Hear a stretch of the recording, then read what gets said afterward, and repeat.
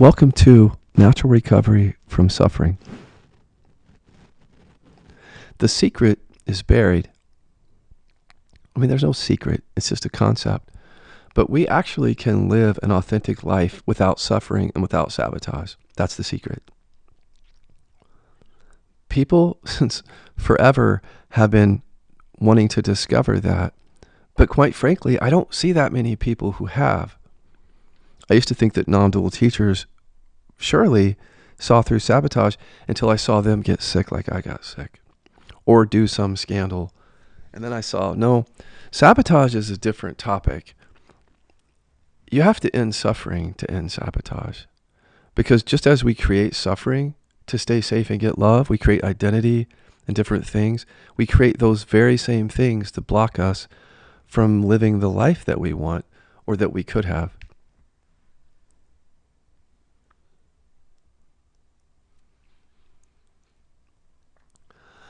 Most people cannot envision real freedom because their system won't allow it. So if you ever notice, if you fantasize about being free, or like what would it be like, it's actually, for some people, it's hard to imagine it. Not only because they've only known suffering, but because their conditioning doesn't want them to imagine that freedom and chase after it. That's not safe at the unconscious level. So it just doesn't let us imagine what freedom would look like. I never could imagine this life that I have, because what I was imagining was everything that I was seeing was coming from anger repression. So when I envisioned what I might be like, it would have been peaceful, good, kind person that just happens to be awake. And that's not what I am. That whole idealization was the sabotage, because I couldn't then discover what my authentic self was with that projection. So often when we're projecting of what we want, it's not what we really want, is what I'm saying. Or we don't know what we really want when we have repression. So what I'm saying to you is, if you process the buried emotions, not only can you have what you want, but you might discover for the first time what you really want. That's what happened to me. All of my ideas about where freedom was going to go were trashed. I mean, all of it was trashed, including all the non-dual pointing and everything trashed, because all of that contributed to more suffering. As long as I stayed away from buried emotions, I was going to be sabotaging my life, just like everybody else. In the end, it just came by way of disease, like a lot of other teachers. But at that point, once you've taught and you've had a realization and there's a lot of suffering that's gone away, if you get a disease, it's pretty easy to just categorize that as physical and not take responsibility for the sabotage there. This can sound like not compassionate, but it's actually the most compassionate thing you can say to people, which is that we're creating disease, the science says, by bearing emotions. We're not doing it consciously, but if we don't see that we're creating disease and suffering, how are we going to end it?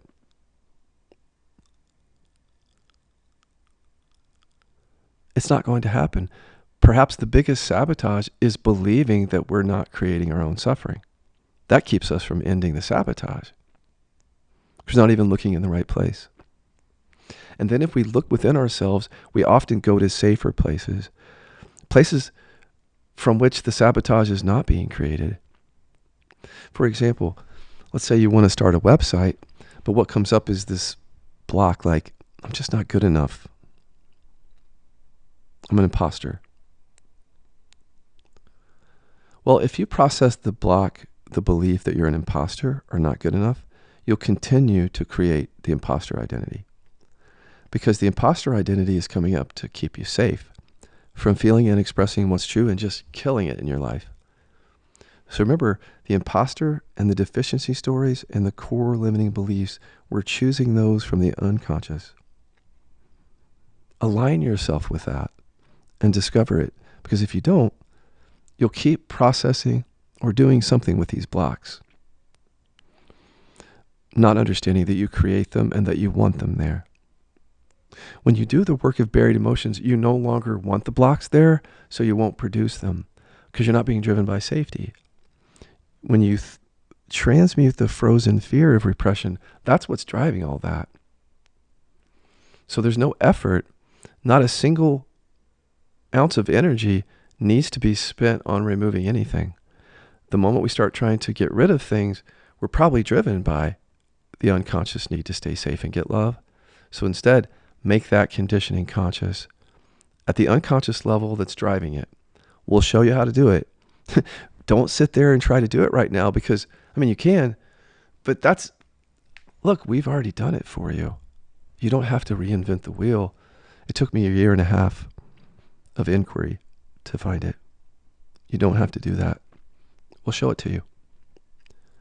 And what you're going to do is you can work on whatever present suffering that you have, and you'll see eventually how and that you create it for safety and love. And when you do, you'll be taught a process that gets to the root of that when you create those blocks. And that's what you need, is something that removes blocks from the root, under the ground where the roots are, and not just removing blocks at the surface, which is an endless game, and it keeps us safe from the buried emotions.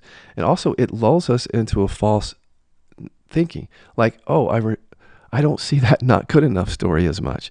That does not mean the sabotage is done. Sabotage is coming from buried emotions. It's energetic. It's not in the stories. It can be a more comfortable, peaceful life to not have those identities, obviously. But when you're talking about real freedom, you have to go deeper than that, than just, I don't believe this or that. The issue is that with people who really believe those things, they really think that that's the block because they can't see the buried emotions. So what I'm trying to do is to help people catch themselves in the middle of that before they go too far into that processing of like shadows and identities. Because what you can do is set up a unique sabotage like I did. It's like the emotional suffering gets quieter, but then the buried emotions remain, and like cancer came up to stop me, and then spinal stenosis.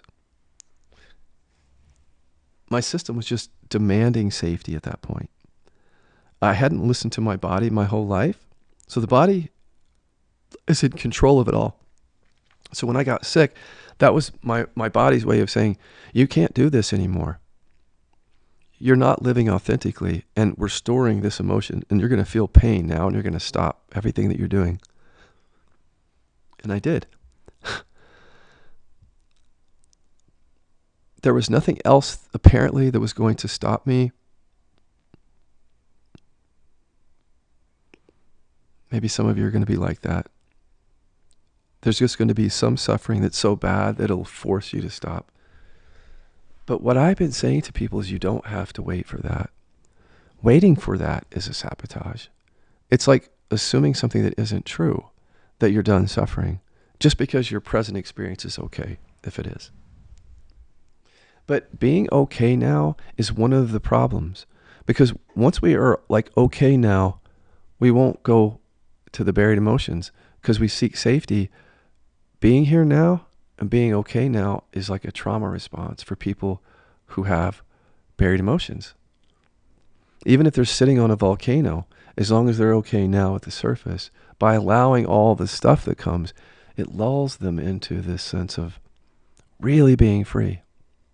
But you will only know freedom is if you were just killing it in all of your relationships. This is what I mean. We cannot visualize freedom. So the life that I have right now, which has no sabotage, I could not have envisioned it because my consciousness wouldn't let me envision conflict. It was trying to protect me, so it couldn't envision a life of freedom because a life of freedom will contain conflict. But many people who are anger repressors are trying to have an experience of life without conflict, and then they keep the emotions buried. That's what I was doing, is envisioning a false life that did not include anger, and therefore it didn't include real authenticity. So when it started to happen in my life, it just looked like nothing that I'd ever imagined. And that's why I trusted it, because I knew it wasn't coming from the mind or the repression. Because when I started being my authentic self, it was no longer about staying safe and getting love. It was just about being authentic. And so I lost relationships as you can imagine. But I didn't want those relationships. I was living a falseness with those people from repression, so they had to end. But other relationships deepened. There's the end of sabotage, no longer sabotaging relationships. So one of the first things I noticed is like, holy shit, I have the life that I want. How did this happen? Oh, because I spoke up and I said, I don't want these relationships anymore. Unapologetically. And I left those relationships earnestly and honestly by speaking up. And then I spoke up in my other relationships and I said, you know what? I love you and I want more of you. Do you want more of me? And I started to find at age 50 what kids need to find when they're young is a strong sense of connection with people. Or not strong, but like an authentic connection with people. And I couldn't do that as a teacher. It was a sabotage. I mean, as a non-dual teacher who wasn't authentic and pointed to presence, I couldn't have these relationships.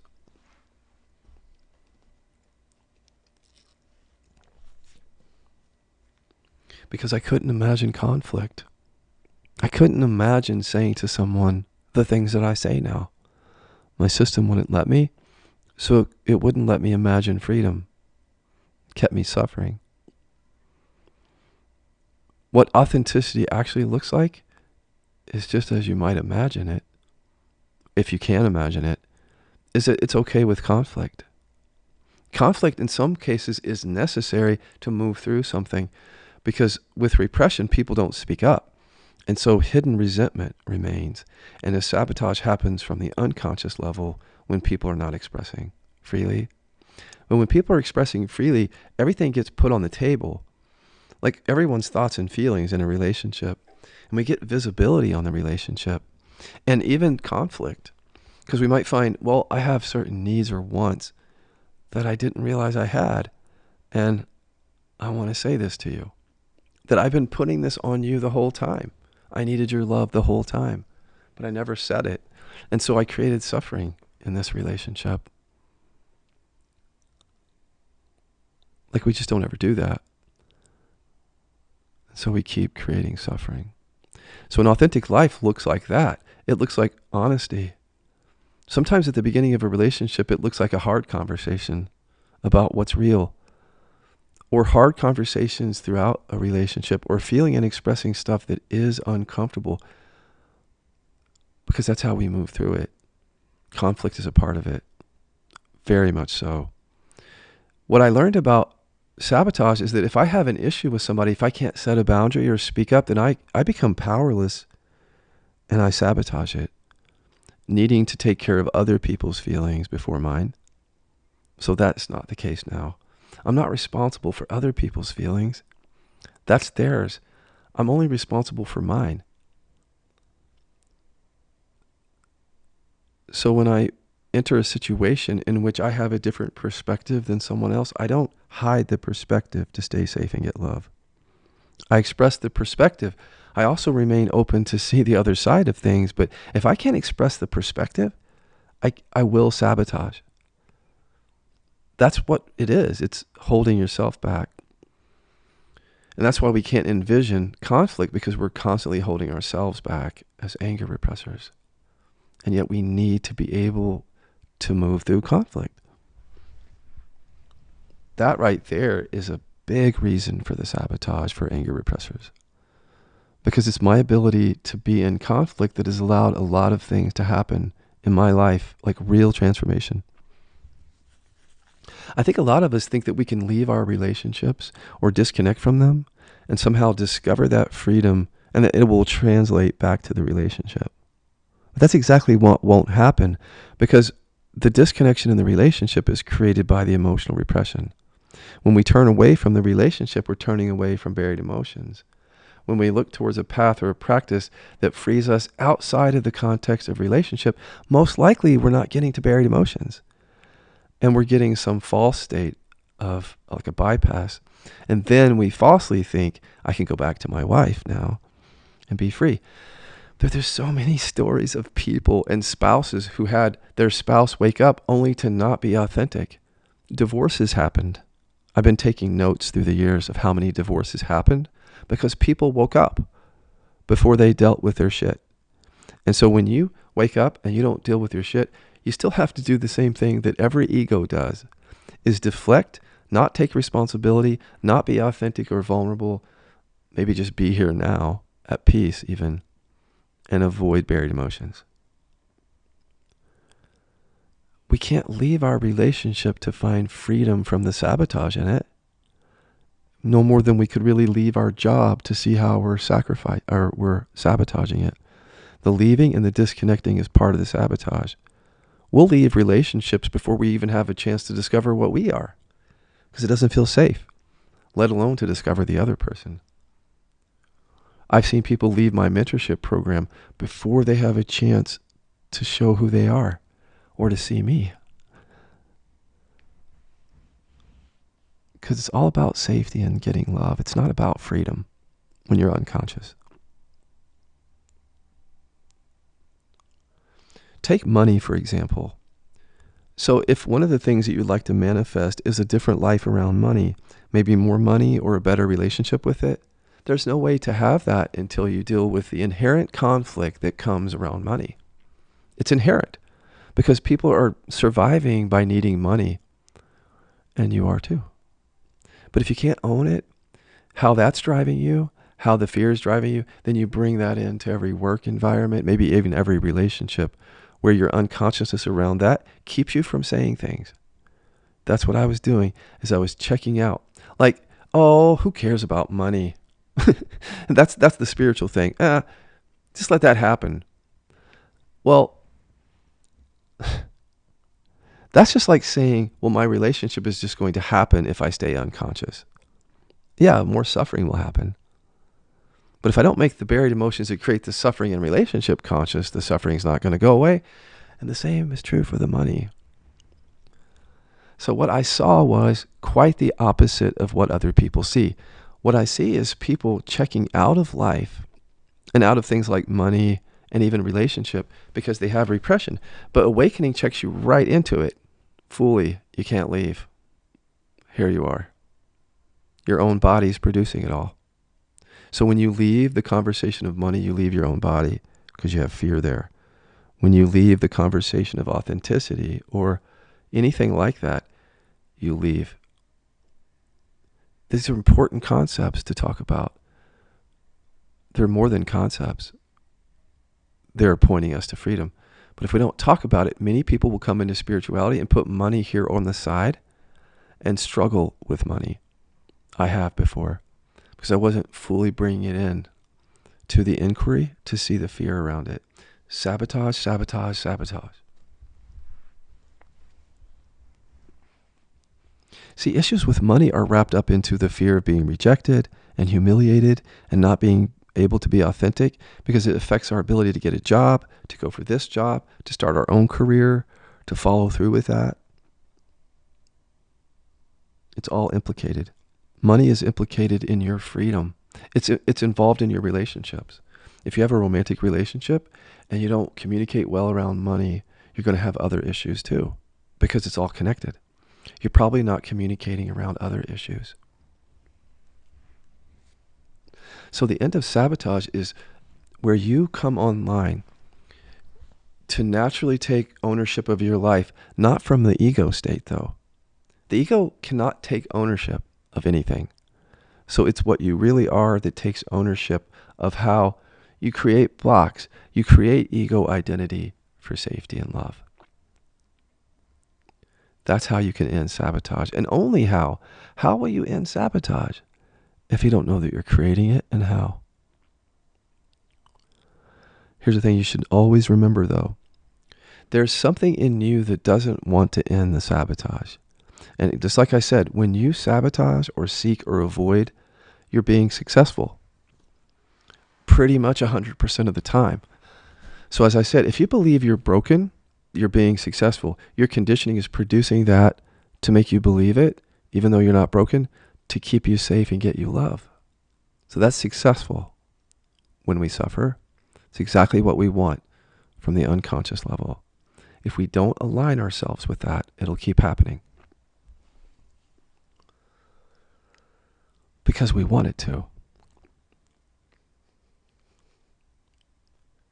even if you can't fathom this, like that how you're creating your own suffering, that's part of it, is not being able to see it.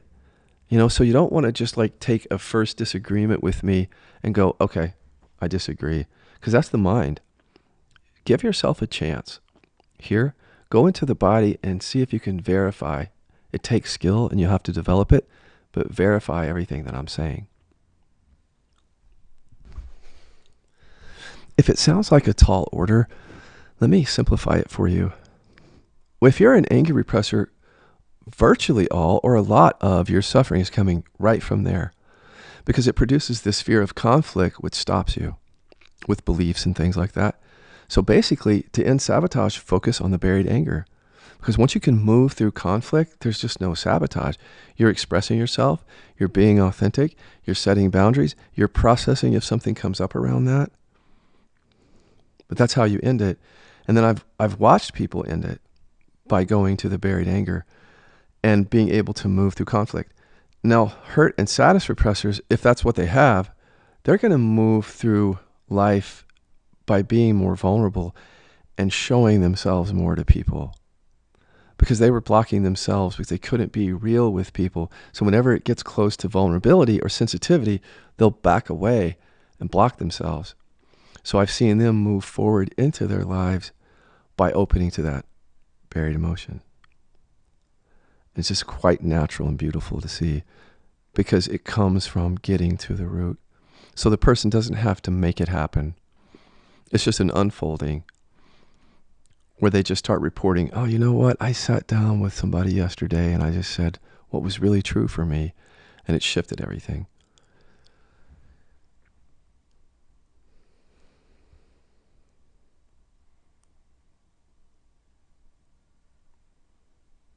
So not only can we not envision freedom from repression very easily, but we can't make it happen. And it's not because we can't visualize it. It's because our system demands safety and love. So that's what it brings forth. Stories, beliefs, and identities that keep us safe and get us love, and make it hard to envision a different life, or to even know what we want. Because when you're driven by unconscious need for safety and love, that's what you want. And that's what you get every time. But at the unconscious level, we tell ourselves we want something else. If we keep listening to ourselves at that level, we'll keep sabotaging. Because it's a lie. What we really want is safety and love. Okay, I'm going to leave you with this. I've been talking about the avoidant spiritual path to help people who, including people who came to non-duality thinking those teachings were going to end suffering, but they didn't. Why? Because we have buried emotions. So if you go to a teaching or a practice that doesn't point you to the very driver of your suffering, the buried emotions, then your buried emotions will make that into a bypass. Either the teacher or helper will have a method that's a bypass, and or because you have buried emotions, you'll turn a good method into a bypass to stay safe and get love. Until you're skillful enough to make conscious the conditioning that does that. So the chooser is coming from repression, is another way of saying that. This explains sabotage. If I choose this path or this teacher or this therapy, the chooser is the repression when you have repression. So even though you need love and you want freedom, that's real. The need for safety is driving it and will ultimately derail the thing. Because, again, repression is like gravity. It always wins. Even if we start out thinking, this is it. No, it's going to win at some point and shut us down from really getting free. And then we go on to the next thing. So even though you can end sabotage around everything in your life, what I tell people is focus on your spiritual path. Because if you're blocking your spiritual path, that's extrapolated out to every other relationship. You're probably suffering in almost every relationship then, if you're struggling or suffering with this. Because safety and love drives it all. So if you can clean it up here, it gets cleaned up everywhere. But if you don't clean it up here, meaning if you come to this path and you don't see how the buried emotions are about to turn it into a sabotage for safety and love, you'll have to go to the next thing. So the 3 signs of the avoidant path, so you can spot them, are 1, disconnection, 2, mistress, 3, repeat it. It's simple. It's like 1, we have disconnection, separation, coming from buried emotions. 2, because we're suffering from those buried emotions, we seek relief to alleviate that suffering in a person or a thing or a path. But because we have buried emotions, we turn that thing into a mistress, which is a short-lived experience that doesn't get to buried emotions, which then takes us to number 3. We repeat the cycle of avoidance because we have to, because we didn't get to the buried emotions that produce that disconnection in 1. So there we are again in relationships in which there's disconnection and then looking to alleviate our suffering, but the chooser is the repression. So the chooser will choose good things, perhaps, and then sabotage those things. That's you being successful from an unconscious level. So what does success look like when you're not driven by that? It's get to the unconscious, make that conscious, stop choosing things to stay safe and get love. Choose something like KI that gets to the buried stuff. And then just watch yourself resist. Because you will. That's part of sabotage, is that when you start getting to the root of suffering, it likes to kick stuff up. Like, don't you remember you're not good enough? Do you really think you're going to get through that? That's what sabotage does in a way. It demands limitation and lack because it has to keep you safe. But you want to see how it does that. You want to catch yourself. Otherwise, you're at the mercy of it. You can't do this by sitting here, being here now, and observing. You cannot do it. Won't happen. Because the emotions are buried. So what I'm saying is one of the best things to do is to begin to end sabotage on your spiritual path so that it extrapolates out to every other relationship, including the disconnection that brought you here in those relationships.